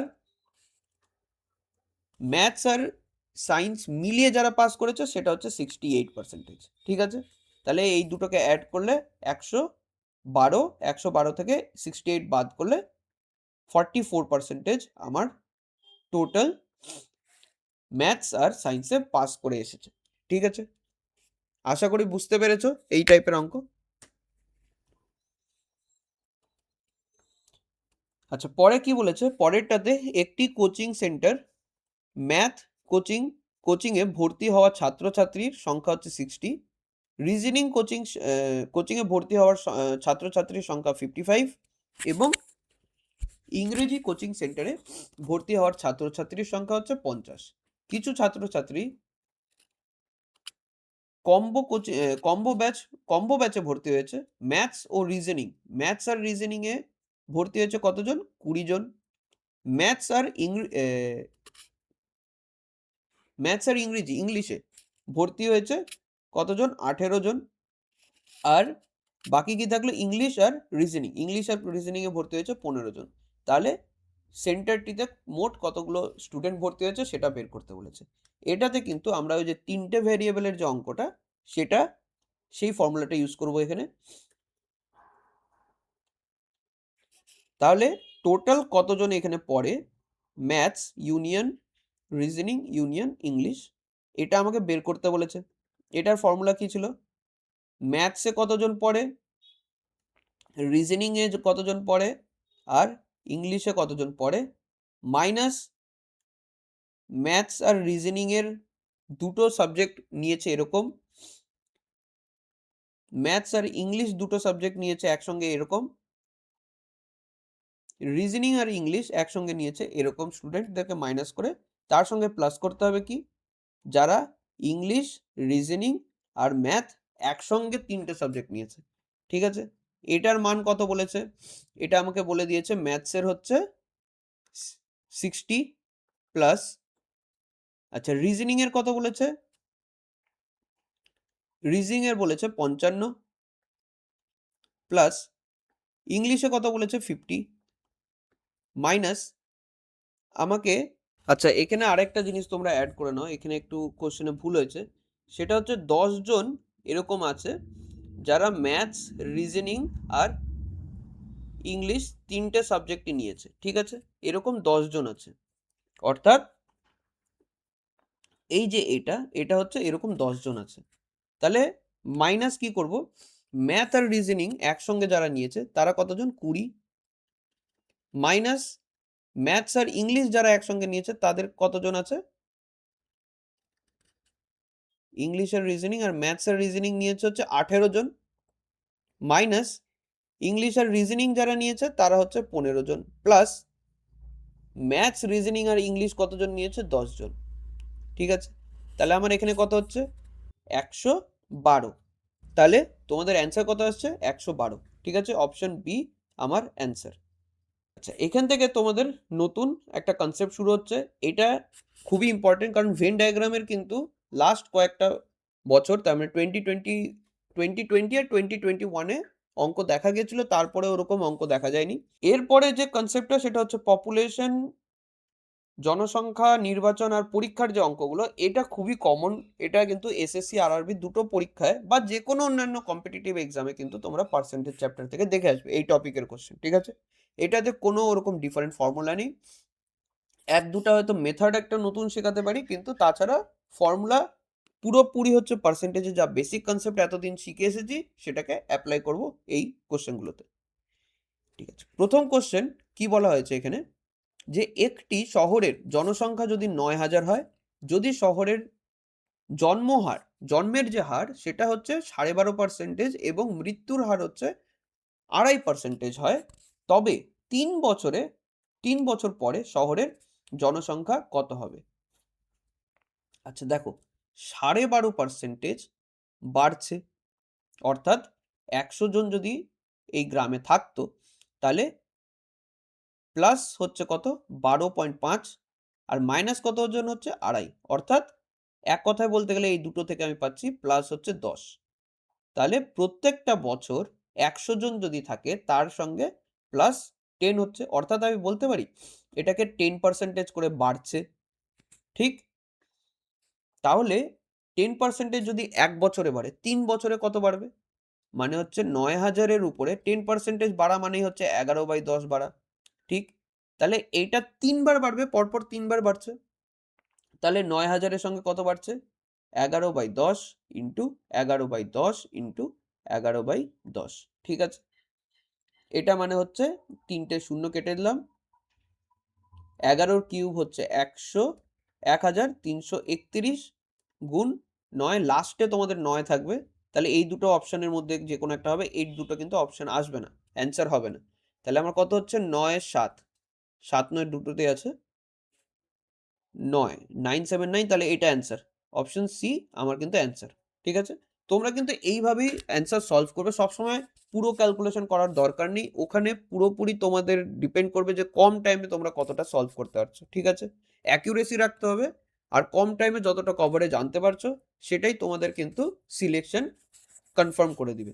তার জন্য পুরো ক্যালকুলেশন না করে এরকমভাবে ট্রাই করবে অ্যান্সার সলভ করা। প্রথমে ইউনিট ডিজিট দেখবে, যদি দেখো যে এখানে ইউনিট ডিজিট দিয়ে দুটো অপশন এলিমিনেট করে দিলাম, তারপরে আমরা কিন্তু অল্প অল্প করে ক্যালকুলেশন করে দেখলাম যে কোন অপশনটা আমার অ্যান্সার আসবে। ঠিক আছে, পরের প্রশ্নে যাচ্ছি। পরের প্রশ্নে বলেছে, আচ্ছা পরের প্রশ্নে চলে যাচ্ছি। পরের প্রশ্নে কি বলেছে যে একটি শহরে জনসংখ্যা 2030 সালে 19,40,598, যদি প্রতি ডিকেড, তার মানে 10 বছরে যদি 1% করে কমতে থাকে, তাহলে 2000 সালে ওই শহরের জনসংখ্যা কত ছিল? আচ্ছা, এখানে কিন্তু তোমাদেরকে উল্টো ক্যালকুলেশন করতে দিয়েছে। মানে যে আমার 2000 সালে কত ছিল সেটা বের করতে বলেছে, 2030 সালেরটা বলে দিয়েছে। আচ্ছা, 1% করে যদি প্রত্যেকটা বছর কমে, তাহলে 2000 সালে যেটা ছিল তার থেকে 1% কমে যাওয়া, মানে গুণ 99/100, সেটা আমি পেয়ে যাব 2001 সাল। আচ্ছা, এটা বলেছে প্রত্যেক 10 বছরে, এটা কিন্তু 1 বছরে না, প্রত্যেক 10 বছরে কমছে। অর্থাৎ এই যে 1% কমবে, এটা গিয়ে কমবে হচ্ছে 2010 সালে। 2001 সালে না, কিন্তু 2010 সালে। এর আগের প্রশ্নটাতে দেখো এখানে প্রত্যেক বছরে বলেছে, এই যে 2.5% আর 12.5%, এটা প্রত্যেক বছরে হচ্ছে। এই প্রশ্নে বলে দিয়েছে 10 বছরে। তাহলে প্রত্যেক 10 বছরে যদি 1% করে কমে, তাহলে 2000 থেকে 2010-এ ইন্টু 99/100, আবার 2020-তে গিয়ে ইন্টু 99/100, 2030-এ গিয়ে ইন্টু 99/100। তাহলে শুরুতে যদি আমার এক্স সংখ্যক মানুষরা 2000 সালে থাকতো সেইখানে, তাহলে সেটার সঙ্গে 99/100, এটাকে আমি যদি 3 বার গুণ করি অর্থাৎ কিউব করি, তাহলে আমি 2030-এর যে জনসংখ্যা সেটা পাচ্ছি, অর্থাৎ 19,40,598। ঠিক, তাহলে এক্স এর মান বের করতে কি করতে হবে? 19,40,598 গুণ 100 ভাগ 99, 100 ভাগ 99, 100 ভাগ 99। তাহলে এখানে দেখো তোমাদেরকে কিন্তু পরপর কেটে কেটে অ্যান্সারগুলো বের করতে হচ্ছে। ঠিক আছে, আচ্ছা এইখানে যদি আমি উল্টো ক্যালকুলেশন করি, উল্টো ক্যালকুলেশন অর্থাৎ এখানে যদি ধরে নাও আমি অপশন থেকে আমার গেজের উপরে, এখানে তোমাদের একটা অবজারভেশনের কাজ দিবে। তোমরা ধরে নাও আমি অপশন এ থেকে শুরু করছি, অর্থাৎ 20 লাখ, 20 লাখের উপরে যদি 1% করে প্রত্যেকটা 10 বছরে কমতে থাকে, তাহলে 99/100, 99/100, 99/100, এখানে 6টা শূন্য কেটে যাবে। তাহলে এখান থেকে আমি 2030 সালের যে জনসংখ্যাটা সেটা পেয়ে যাব। 99 যদি কিউব বের করতে হয়, তাহলে দেখো 99 কিউবে কিন্তু আমি লাস্টে কি পাচ্ছি? লাস্টে আমার থাকবে হচ্ছে 9, আর তার সঙ্গে 2 গুণ হবে, তার মানে লাস্টে আমার থাকবে 8। ঠিক আছে, দেখো এখানেও কিন্তু আমার লাস্টে 8 আছে, তাহলে এটা আমার অপশন হতে পারে।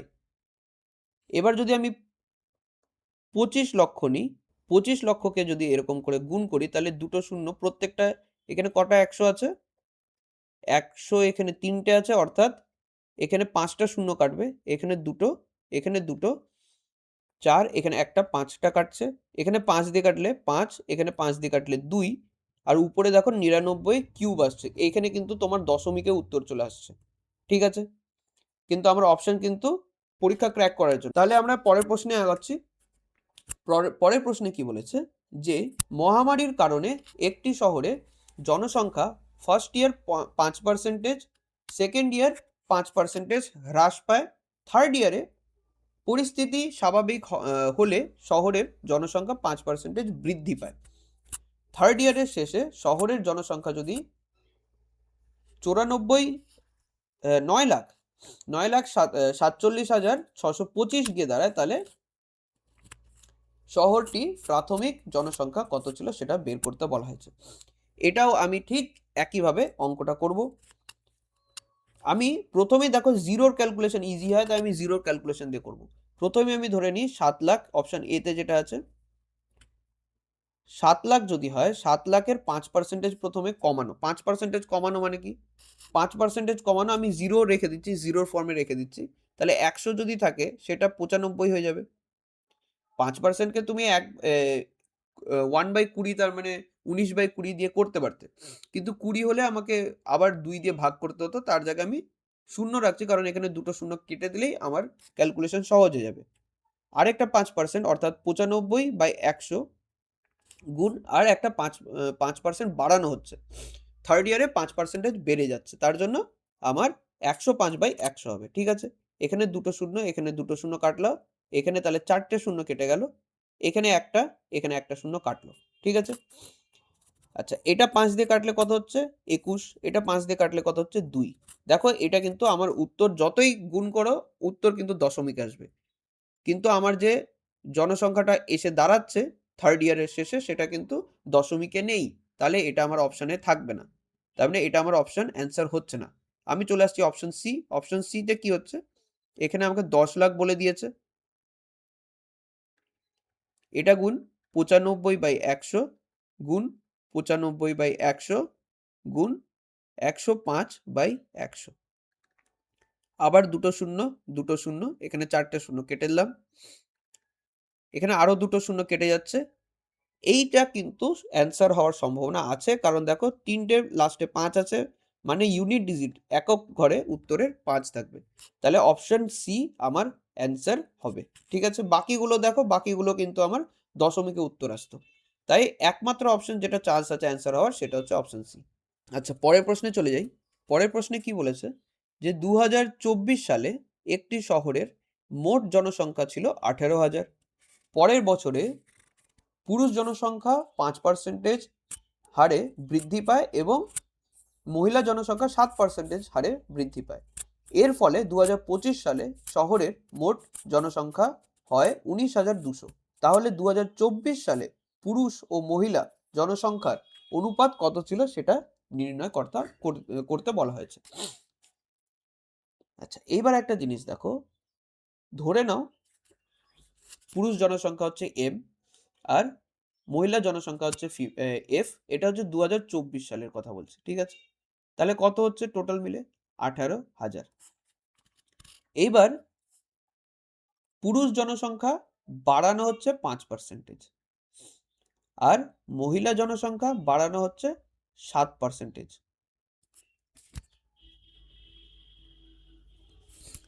ঠিক,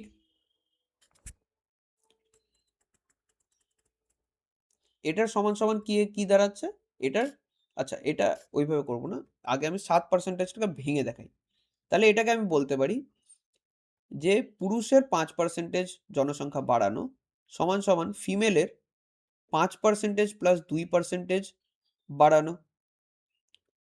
তার মানে পুরুষের 5% বাড়ানো মানে হচ্ছে ফিমেলের একবার 5% বাড়ানো যোগ ফিমেলের আরেকবার 2% বাড়ানো, ঠিক আছে? তাহলে এখান থেকে আমি লিখতে পারি এটাকে 5% বাড়ানো, এখান থেকে দুটো থেকে 5% বাড়ানোটাকে কমন নিলাম, তাহলে এটা কি গিয়ে দাঁড়াচ্ছে, ঠিক? এইখানে দেখো এই মেল আর ফিমেল প্লাস এই যে ইউনিটটা এটাই হচ্ছে 18,000। তাহলে এখানে আমি লিখতে পারি যে 18,000 গুণ 5% যে বাড়িয়েছি সেটা প্লাস 2% বাড়ানো অফ ফিমেল, এইটার মান কত হবে? এটার মান হচ্ছে 18,000 গুণ 5% মানে কি 1/20, তাহলে 5% বাড়ানো হয়েছে অর্থাৎ 21/20 গিয়ে দাঁড়িয়েছে। তাহলে এই দুটোকে কাটলে আমার হয়ে যাচ্ছে 900, 18,900। তাহলে হিসাব মতো 2025 সালের মাথায় গিয়ে পপুলেশন এটা হওয়ার কথা, কিন্তু এটা হচ্ছে না। কত হচ্ছে? পপুলেশন হচ্ছে গিয়ে 19,200, আমি পেয়েছি কত? 18,900। তাহলে আমি যে কম পাচ্ছি, এটা কেন কম পাচ্ছি? কারণ এই যে এখানে 2% ফিমেল যে এক্সট্রা বেড়েছে সেটার জন্যই তো এখানে কম পপুলেশনটা হচ্ছে, কারণ আমি পুরোটাকে 5% বাড়িয়েছি, ঠিক?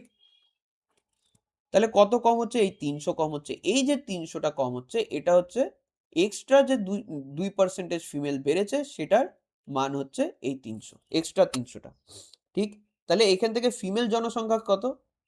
300 ভাগ 2%, অর্থাৎ 300 গুণ 100 ভাগ 2, এখান থেকে কাটলে এটা হয়ে যাচ্ছে 150, অর্থাৎ 15,000 আমার ফিমেল পেয়ে গেলাম। আর তাহলে 15,000 যদি ফিমেল হয় 2024 সালে টোটাল ছিল হচ্ছে 18,000, 15,000 ফিমেল, মহিলা, তাহলে মেল কত? 3,000। আমাকে অনুপাত বের করতে বলেছে কার কার? Male to female. তাহলে আমার হবে male to female 3,000 is to 15,000, অর্থাৎ কাটাকাটি করলে আমার আসবে 1:5, ঠিক আছে? আমি এত কিছু কিন্তু করে দেখালাম জাস্ট তোমাদের কনসেপ্টটা ক্লিয়ার হওয়ার জন্য, যে কেন এখানে আমি 7%কে ওরকম করে 5% করে তারপরে 2% করছি, ঠিক আছে? আশা করি এই টাইপের প্রশ্ন তোমাদের ক্লিয়ার। পরের প্রশ্নে চলে যাই। আচ্ছা, পরের প্রশ্নে আমাকে কি বলা হয়েছে, যে শহর এ, শহর এর জনসংখ্যা 1 বছরে p% হারে কমেছে, একই বছরে বি এর জনসংখ্যা কিউ হারে কমেছে, কিউ% হারে কমেছে যদি আগের বছরে শহর এ এবং বি এর জনসংখ্যার অনুপাত এক্স হয়, তবে পরের বছরে এক্স এর শতকরা কত কমেছে নির্ণয় করতে বলা হয়েছে, ঠিক আছে? আচ্ছা, ধরে নাও প্রথম বছরে এ শহরের জনসংখ্যা এ আর বি শহরের জনসংখ্যা বি, তাহলে এটাই এক্স এর মান। আমাকে বলে দিয়েছে এ আর বি এর অনুপাত হচ্ছে এক্স, ঠিক আছে? এবার পরের বছরে এর নতুন মানটা কি হবে? এ হচ্ছে p% কমছে, p% কমছে, তাহলে p% কমে যাওয়া মানে এটার মাল্টিপ্লাইং ফ্যাক্টর কত? 100 মাইনাস p বাই 100, ঠিক? ভাগ বি কত পার্সেন্টেজ কমছে? বি কমছে q%, অর্থাৎ 100 মাইনাস কিউ বাই 100, এটা হচ্ছে বি এর। তাহলে এটা হচ্ছে আমার নতুন অনুপাত এ আর বি এর জনসংখ্যার, ঠিক আছে? এটা গিয়ে কি দাঁড়াচ্ছে? 100 নিচে আর এই 100 কেটে গেল, অর্থাৎ 100 মাইনাস পি গুণ এ, 100 মাইনাস কিউ গুণ বি, এটা আমার নতুন অনুপাত গিয়ে দাঁড়াচ্ছে। এবার আমাকে কত পার্সেন্টেজ কমেছে সেটা যদি বের করতে বলা হয়, সেটা কি হবে? সেটা হবে এক্স মাইনাস এক্স ড্যাশ ভাগ এক্স ইন্টু 100, ঠিক? তাহলে এক্স এর মান কত? এ বাই বি, মাইনাস এক্স ড্যাশের মান কত? এ বাই বি গুণ 100 মাইনাস পি ভাগ 100 minus q divided by x. X মানে কত? এক্স হচ্ছে এ বাই বি ইন্টু 100। এখান থেকে যদি আমি এ কমন নিয়ে কেটে দিই তাহলে আমার কি বাকি থাকছে? 1 মাইনাস 100 মাইনাস পি ভাগ 100 মাইনাস কিউ গুণ 100, পুরোটার উপরে 100 দিয়ে গুণ হবে, ঠিক? তাহলে আমি কি পাচ্ছি? 1 মাইনাস 100 মাইনাস পি, নিচে 100 মাইনাস কিউ গুণ 100। তাহলে এটার সমান কত হচ্ছে? 100 মাইনাস কিউ মাইনাস 100 মাইনাস, এটা মাইনাস পি ভাগ 100 মাইনাস কিউ ইন্টু 100। উপরে মাইনাস যদি ব্র্যাকেটের ভিতরে চলে যায় তাহলে ভিতরে সবার সাইন চেঞ্জ হয়ে যাবে। 100 minus q minus 100 minus p হয়ে যাবে প্লাস পি ভাগ 100 মাইনাস কিউ গুণ 100। এখানে 100 আর 100 কেটে গেল, অর্থাৎ উপরে থাকছে 100 গুণ পি মাইনাস কিউ, নিচে 100 মাইনাস কিউ। এটা আমার অ্যান্সার। তাহলে দেখো অপশনের মধ্যে এটা পি মাইনাস কিউ, এটা হচ্ছে কিউ মাইনাস পি, এই দুটোতে অ্যান্সার হবে না। পি মাইনাস কিউ দুটোতে আছে, এটাতে নিচে 100 মাইনাস পি আছে, এটা আমার option 100 into p minus q by 100 minus q. ঠিক আছে, অপশন এ আমার অ্যান্সার। এটা একটু বীজগণিতের অঙ্ক ছিল, এটা পার্সেন্টেজ থেকেও অ্যালজেব্রার ইয়েটা বেশি ছিল। যাই হোক, তোমরা আশা করি এই কোশ্চেনটা বুঝতে পেরেছো কিভাবে করতে হবে। আচ্ছা, এখান থেকে আমাদের ইলেকশনের কোশ্চেন শুরু হয়ে গেল, নির্বাচনের কোশ্চেন। ঠিক আছে, এখানে কি বলেছে? এ, বি এবং সি একটি নির্বাচনে প্রতিদ্বন্দ্বিতা করে। এ মোট প্রদত্ত ভোটের 35% ভোট পেয়েছে এবং বি প্রতি 35টি ভোটের মধ্যে 14টি ভোট পেয়েছে। ঠিক আছে, এখন বিজয়ী প্রার্থী সর্বনিম্ন ভোট প্রাপ্ত প্রার্থী থেকে 4950টি ভোট বেশি পেয়েছে। যদি সমস্ত প্রদত্ত ভোট বৈধ হয় তবে মোট ভোটারদের জনসংখ্যা কত সেটা নির্ণয় করতে বলা আছে। আচ্ছা, এখানে তোমাদেরকে কয়েকটা টার্ম জানতে হবে। যে একটা ভোটার লিস্টে কিছু সংখ্যক মানুষের নাম ওঠে, সেই মানুষের মধ্যে সবাই যে গিয়ে ভোট দেয় তা না, কয়েকজন হয়তো গিয়ে ভোট দিল, কয়েকজন গিয়ে ভোট দিল না। যারা ভোট দিল তাদের মধ্যে থেকে দেখা যাচ্ছে আবার কয়েকজনের ভোট ভ্যালিড হয়, আবার কিছু কিছু মানুষের ভোট কিন্তু ক্যান্সেল আউটও হয়, ইনভ্যালিডও হয়, কোনো কারণে ইনভ্যালিড হয়ে যায়। এবার এই যে যতজন ভোট দিয়েছে তারা ধরে নাও দুটো প্রার্থী আছে এ বি, তাহলে এদের দুইজনের মধ্যে ভোট ভাগ হয়ে যায়, এদের দুইজনের মধ্যে যে কোনো একজন উইনার হয়, যে বেশি ভোট পায় সে জিতে যায়। ঠিক আছে, এটা হচ্ছে ব্যাপার, এটা হচ্ছে পুরো ফ্লোটা। এই প্রশ্নে আমাকে কি বলেছে? এই প্রশ্নে বলেছে আমার তিনটে ক্যান্ডিডেট এ, বি আর সি আছে। আচ্ছা, এ বলেছে যে এ 35% ভোট পাচ্ছে প্রদত্ত, তার মানে পুরো যে যতজন ভোট দিচ্ছে, আমি যদি ধরে নিই 100 জন টোটাল ভোটার আছে, তাদের মধ্যে থেকে 35 জনের ভোট কে পাচ্ছে? এ পাচ্ছে। ঠিক আছে, বি প্রতি 35-এর মধ্যে 14 জনের ভোট পাচ্ছে, অর্থাৎ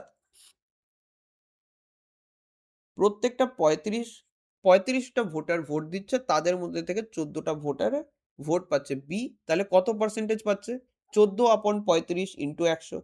তাহলে 5 দিয়ে কাটলে এটা 7, 5 দিয়ে কাটলে এটা 20, 7 দিয়ে এটাকে কাটলে 2, অর্থাৎ 40%। তাহলে বি পাচ্ছে 100 জনের মধ্যে 40 জনের ভোট। এবার বি যদি 40 জনের ভোট পায়, এ যদি 35 জনের ভোট পায়, তার মানে 75 জনের ভোট চলে গেল, সি তাহলে বাকি 25 জনের ভোট পাচ্ছে। তাহলে জিতলো হচ্ছে বি, হারলো কে? তার মানে সবচেয়ে হাইয়েস্ট হচ্ছে বি পেয়েছে, সবচেয়ে লোয়েস্ট হচ্ছে কে পেয়েছে? সি। আমাকে বলেছে যে সবচেয়ে বেশি যে ভোট পেয়েছে আর যে সবচেয়ে কম ভোট পেয়েছে তাদের মধ্যে ভোটের পার্থক্য হচ্ছে 4950। তার মানে 40 আর 25-এর মধ্যে যদি ডিফারেন্সটা বের করি, পার্থক্যটা হচ্ছে 15, এই 15 সমান সমান হচ্ছে 4950। ঠিক আছে, তাহলে আমাকে বলেছে টোটাল প্রদত্ত ভোট, যদি সবার ভোট এখানে ভ্যালিড, তার মানে কারো যদি ভোট ক্যান্সেল না হয়, তাহলে ভোটার লিস্টে কত সংখ্যার ভোটাররা রয়েছে সেটা বের করতে বলেছে। তার মানে 4950 এখানে ভাগ বাই 15 গুণ 100। এখানে 15 দিয়ে একবারে কাটা যাবে, এটা হয়ে যাবে 3 3 0 33,000 আমার টোটাল ভোটার রয়েছে অপশন সি অ্যান্সার। ঠিক আছে, আচ্ছা পরের প্রশ্নে চলে যাই। পরের প্রশ্নে কি বলেছে, একটি এলাকায় দুজন প্রার্থীর মধ্যে একটি নির্বাচন অনুষ্ঠিত হয়। মোট ভোটারদের মধ্যে মাত্র 75% মানুষ ভোট দিতে আসে, কিন্তু প্রদত্ত ভোটারদের মধ্যে 5% ভোট বাতিল বা ইনভ্যালিড হিসেবে গণ্য হয়। বৈধ ভোটগুলোর মধ্যে বিজয়ী প্রার্থী 66% ভোট পায় এবং 1140 ভোটে জয়লাভ করে। ঠিক আছে, ভোটার তালিকায় মোট কতজন ভোটার ছিল এবং তার নির্ণয় করো। অর্থাৎ আমার ধরে নাও একটা ভোটার লিস্টে, একটা এলাকায় একটা ভোট হচ্ছে দুজনের মধ্যে, ভোটার লিস্টে যতজন রয়েছে তার মধ্যে 25%, 25 জন না কিন্তু 25% ভোট দিতে আসেনি, 75% ভোট দিতে এসেছে। এই যে 75% ভোট দিতে এসেছে তাদের মধ্যে 5%-এর ভোট ক্যান্সেল হয়ে গেছে, ইনভ্যালিড ঘোষণা করা হয়েছে, আর বাকি যে 95% তাদের ভোট কারেক্ট পড়েছে। ঠিক আছে, এই 95%-এর যে ভোট কারেক্ট পড়েছে তাদের মধ্যে 66% একটা প্রার্থী পেয়েছে, আর আরেকটা প্রার্থী কত পাচ্ছে, তাহলে 34%, কারণ 66% যদি পায়, ধরে নিলাম 100টা ঠিকঠাক ভোট পড়েছে, তার যদি 66টা যদি ভোট একজন পায়, আরেকজন কতগুলো পাচ্ছে, 34টা ভোট, তাহলে এই মানুষটা এর থেকে কত বেশি পাচ্ছে, 32টা ভোট বেশি পাচ্ছে। ঠিক আছে, এবার প্রশ্নে দেখো কি বলেছে, এই যে বেশি পাচ্ছে এটা আসলে কত বেশি পেয়েছে, আসলে পেয়েছে হচ্ছে 1140টা বেশি পেয়েছে, ভোট বেশি পেয়েছে। অর্থাৎ এই যে 32, এই 32-এর সমান সমান কি, 1140। ঠিক, তাহলে আমি টোটাল ভ্যালিড ভোট যারা দিয়েছে কতজন ধরেছিলাম, 100 জন ভ্যালিড ভোট দিয়েছে, তাহলে 100 জনের মান কত, তার মানে টোটাল কতজন ভ্যালিড ভোট দিয়েছে সেটা পাবো 1140 গুণ 100 ভাগ 32। ঠিক আছে, আচ্ছা তার 4 দিয়ে ভাগ দিলে এটা হয়ে যাচ্ছে 25, 4 দিয়ে ভাগ দিলে 8, 2 দিয়ে কাটলে 4, 2 দিয়ে কাটলে 570, 2 দিয়ে কাটলে 235, আর এটা 2 দিয়ে কাটলে 2, অর্থাৎ আমি পাচ্ছি 200, আচ্ছা এটা 85 হবে না, 285 গুণ 25 ভাগ 2। ঠিক আছে, আমি এটা এইভাবেই রেখে দিই আপাতত। তাহলে এতগুলো মানুষ টোটাল ভ্যালিড ভোট দিয়েছে। ঠিক আছে, এবার দেখো ভ্যালিড ভোটের পার্সেন্টেজ কত ছিল, 95%। তাহলে 95%, তার মানে 100 জনের মধ্যে যদি 95 জন যদি ঠিকঠাক ভোট দেয়, সেটার সমান কি, সেটা আসলে হচ্ছে 285 গুণ 25 ভাগ 2। তাহলে 100-র মান কত, 100-র মান হয়ে যাবে 285 গুণ 25 ভাগ 2 গুণ 100 ভাগ 95। ঠিক আছে, এটাকে যদি আমি কাটি তাহলে এখানে 2 দিয়ে কাটলে 50, 5 দিয়ে যদি এটাকে কাটি তাহলে এখানে থাকছে আমার 19, আর 5 দিয়ে এটাকে কাটলে এটা পড়ে থাকছে আমার 27, সরি এটা হয়ে যাবে 57। ঠিক আছে, আচ্ছা আবার 19 দিয়ে কাটা যাবে, এটা হয়ে যাবে 3, তাহলে আমি কত পাচ্ছি, 3 ইন্টু 25 ইন্টু 50, তাহলে এতজন টোটাল ভোট দিতে এসেছে। আমি কিন্তু এখন ভ্যালিড ভোট না, এখন এটা হচ্ছে এতজন টোটাল ভোট দিতে এসেছে, ভ্যালিড ভোট এতগুলো ছিল। ঠিক আছে, এতজন টোটাল ভোট দিতে এসেছে। এবার দেখো আমাকে কি বলেছে, টোটাল 75% ভোট দিতে এসেছে, অর্থাৎ এই সংখ্যাটাই সমান সমান 75%। তার মানে যদি টোটাল 100 জন লিস্টের নাম থাকে তাদের মধ্যে 75 জন ভোট দিতে এসেছে, সেই 75 জনের সমান সমান কি, 3 গুণ 25 গুণ 50। তাহলে 100 জনের সমান সমান কি হবে, 3 গুণ 25 গুণ 50 ভাগ 75 গুণ 100। 25 দিয়ে একবারে কাটলে 3, এই 3 আর এই 3 কাটলে আমার টোটাল ভোটার লিস্টে 5,000 জনের নাম থাকছে। ঠিক আছে, তাহলে আমার অপশন ডি 5,000 অ্যান্সার। ঠিক আছে, আশা করি বুঝতে পেরেছো। আচ্ছা, তাহলে তোমরা এই প্রশ্নটা আগে করো, 18 নম্বর এই প্রশ্নটা আমরা দেখে নিই আগে। একটি নির্বাচনে দুইজন প্রার্থী একে অপরের বিরুদ্ধে প্রতিদ্বন্দ্বিতা করে। মোট ভোটারদের 15% ভোটার নির্বাচন বয়কট করে। মোট প্রদত্ত ভোটারদের মধ্যে 3,900 ভোট বাতিল ঘোষণা করা হয়। আর বিজয়ী প্রার্থী বৈধ ভোটের 57% ভোট পায় এবং সে 1,120 ভোটে জয়লাভ করে। তাহলে ভোটার তালিকায় কতজনের নাম ছিল সেটা বের করতে বলা হচ্ছে।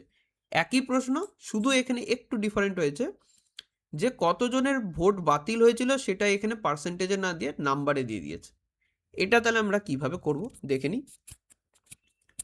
এখানে দেখো, এখানে সেই আগে একইভাবে যদি আমি ফ্লো চার্টটা বানাই, যে এক্স সংখ্যক মানুষ ভোটার লিস্টের নাম আছে, তাদের মধ্যে বয়কট করেছে 15%, তার মানে ভোট দিতে আসেনি।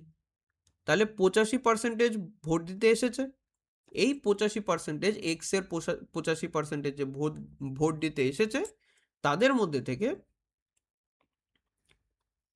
3,900 জনের ভোট, এটা পার্সেন্টেজ না কিন্তু এটা নাম্বার দিয়ে দিয়েছে, এতজনের ভোট কি হয়েছে, এতজনের ভোট বাতিল হয়ে গেছে। তাহলে বাকিদের ভোট ঠিকঠাক আছে, কিন্তু আমি জানি না সেই নাম্বারটা। যাদের ভোট ঠিকঠাক পড়েছে তাদের মধ্যে থেকে একজন পেয়েছে 57% ভোট, আর আরেকজন পেয়েছে কত, তাহলে বাকি ভোট অর্থাৎ 43% ভোট। ঠিক আছে, এটা হচ্ছে আমার ফ্লোর চার্ট। তাহলে আমি যদি ধরে নিই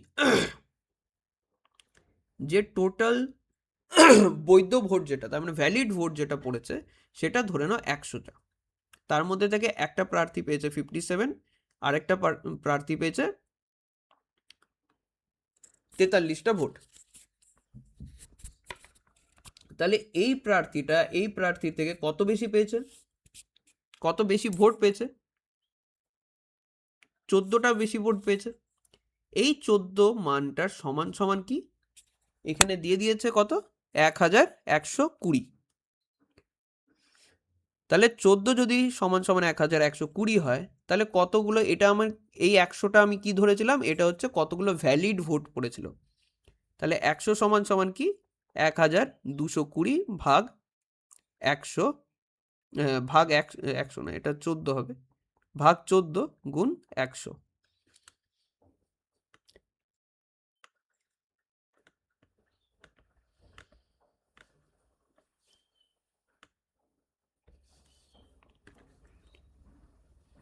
ঠিক আছে, তাহলে 14 দিয়ে এটা কাটলে 8, 80, তাহলে আমি পাচ্ছি 8,000 জন। তাহলে 8,000 জন ভ্যালিড ভোট দিয়েছে।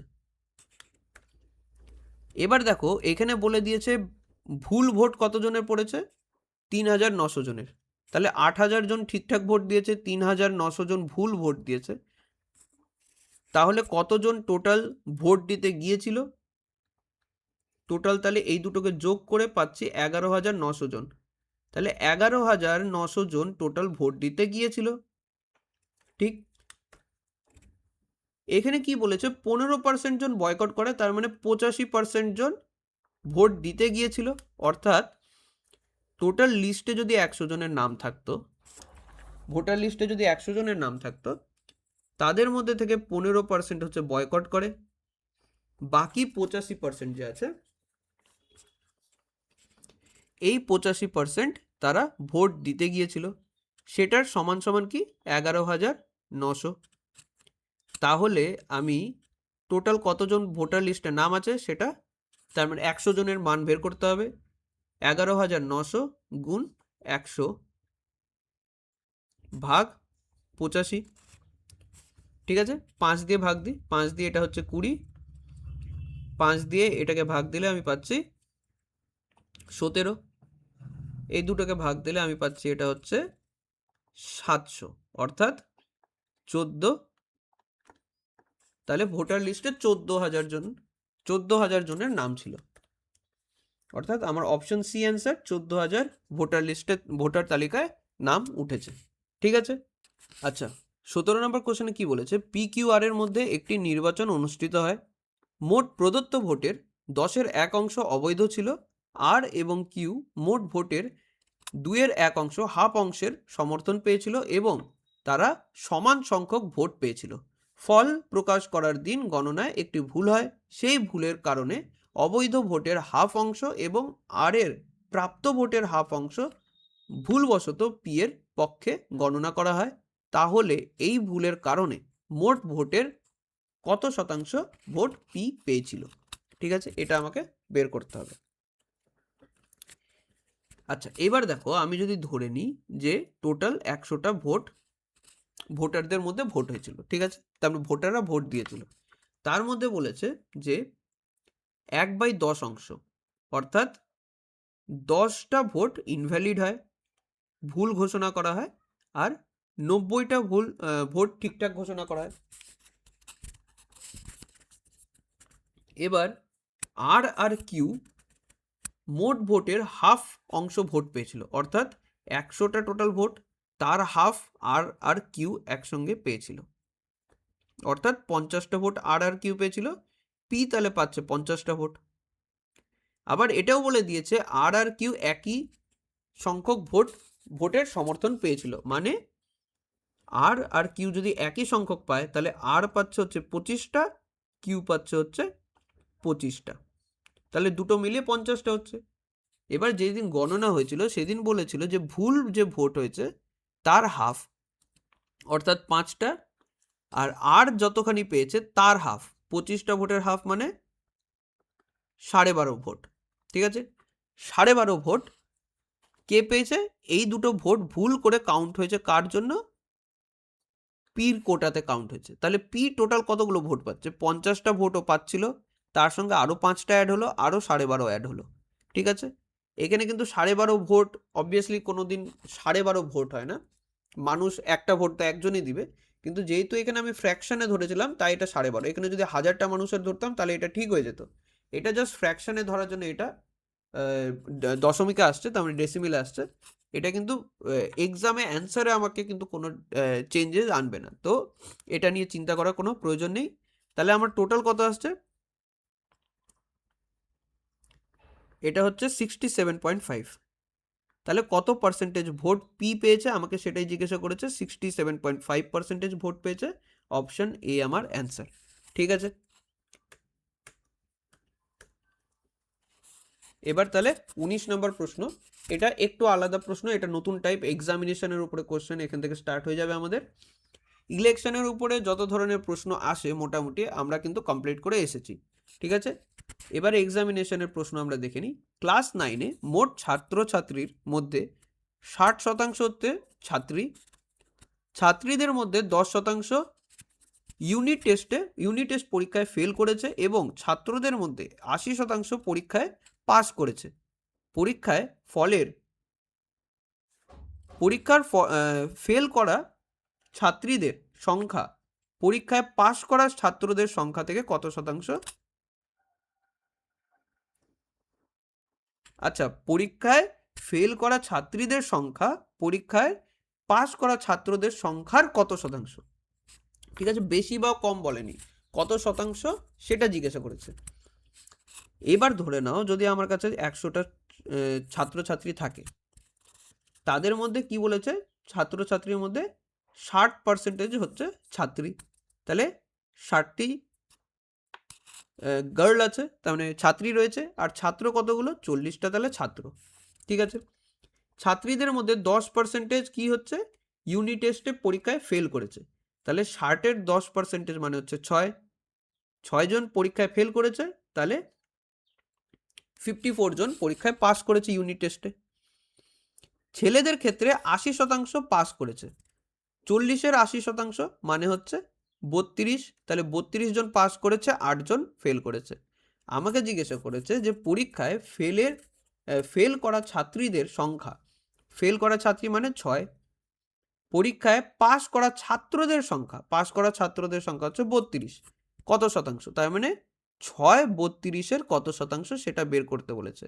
তাহলে 100 দিয়ে গুণ করে দিই, এটা হয়ে যাবে 2 দিয়ে কাটলে আমার 16, 2 দিয়ে কাটলে এটা 3, এটা 4 দিয়ে কাটলে হয়ে যাচ্ছে আমার 4, এটা 4 দিয়ে কাটলে 25, অর্থাৎ 75/4 এত পার্সেন্টেজ, মানে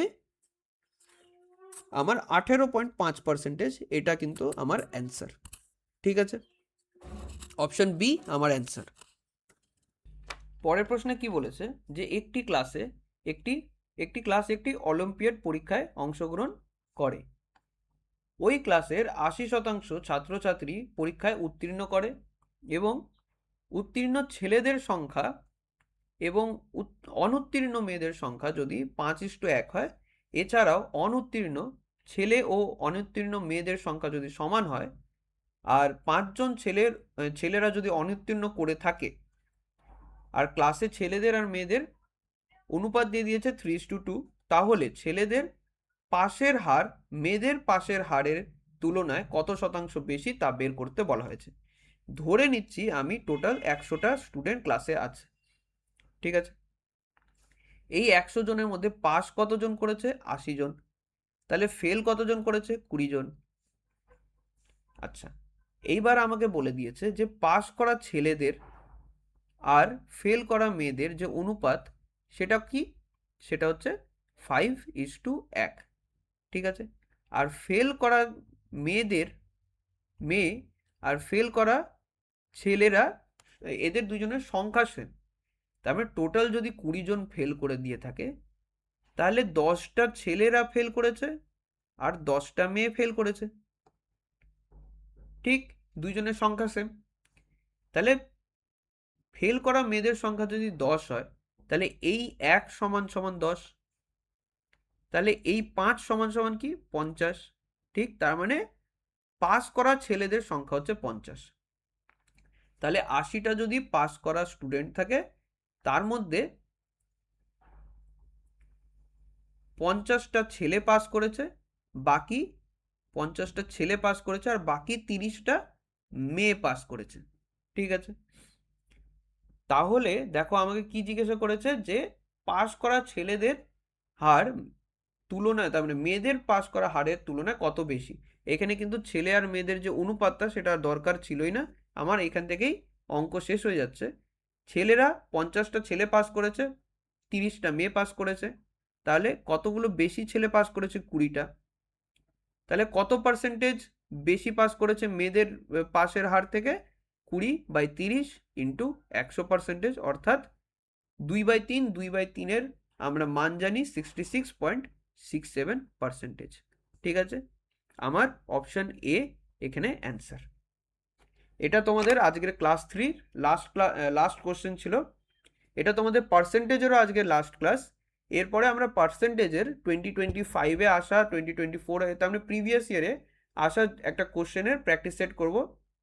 সেখানে 20টা থেকে 25টা কোশ্চেন, সব ধরনের কোশ্চেন থাকবে। সেখানে আমি আলাদা করে কনসেপ্ট বোঝাবো না, এই কনসেপ্টগুলোকে ইউজ করেই আমরা পরে প্র্যাকটিস সেটটা সলভ করব। ওটা একটা মক টেস্ট প্র্যাকটিস সেট টাইপের থাকবে, শুধু পার্সেন্টেজের উপরে, যাতে তোমাদের এই টোটাল চ্যাপ্টারটা যে কমপ্লিট হলো, সেটার একটা কমপ্লিট রিভিশন হয়ে যায়। ঠিক আছে, ওখানে কিন্তু আমি আলাদা করে কনসেপ্ট বুঝাবো না, অনেক জায়গায় আমি ফাস্ট এক্সপ্লেনেশন করব, আর তোমাদেরকে অনেকগুলো আমরা নিজেরা করতে দেওয়া হবে। ঠিক আছে, আচ্ছা, তোমরা যেরকম কি জানো, তোমাদের কিন্তু আরআরবির এক্সাম সামনে আসতে চলেছে কি হয়তো অনেকজন তোমরা নোটিফিকেশনও পেয়ে গেছো।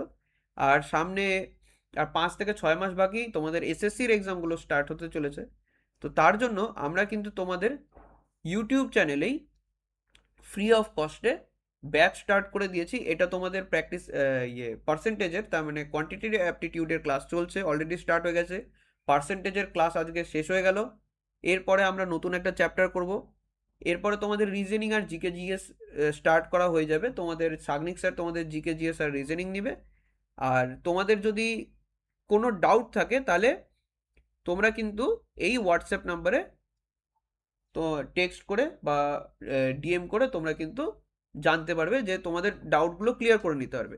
আর তোমরা নিশ্চয়ই তোমাদের এই টেলিগ্রাম চ্যানেলটা, এখানে লিঙ্ক দেওয়া আছে, লার্নোভার্স একাডেমি অফিসিয়াল, এটাতে নিশ্চয়ই জয়েন করে নেবে। কারণ পুরো যে স্টাডি মেটেরিয়াল, এই ব্যাচের যে পুরো যা যা শিডিউল থেকে শুরু করে স্টাডি মেটেরিয়াল থেকে শুরু করে নোটিফিকেশান এভরিথিং এই টেলিগ্রাম চ্যানেলে তোমরা পেয়ে যাবে, ঠিক আছে। আর এই টেলিগ্রাম চ্যানেলেই তোমরা গিয়ে দেখবে এসএসসির আর আরআরবির একটা আলাদা ডেডিকেটেড চ্যানেল আমরা তৈরি করে দিয়েছি। এসএসসির যতগুলো কোশ্চেন সেগুলো এসএসসি চ্যানেলে, আর আরআরবির যা যা কোশ্চেন বা নোটিফিকেশন সেটা আরআরবি চ্যানেলে দেওয়া হবে, ঠিক আছে। তাহলে আজকে এই পর্যন্তই থাক। পরের দিন আরেকটা নতুন ক্লাস নিয়ে আমরা হাজির হব, সেখানে আমরা প্র্যাকটিস করব পার্সেন্টেজের কোশ্চেন, রিভিশন কোশ্চেন হবে, ট্রাই করব যত বেশি টাইপের কোশ্চেন কম টাইমের মধ্যে কমপ্লিট করা যায়। আজকে ক্লাস তাহলে এখানেই সমাপ্ত করা হলো। Thank you.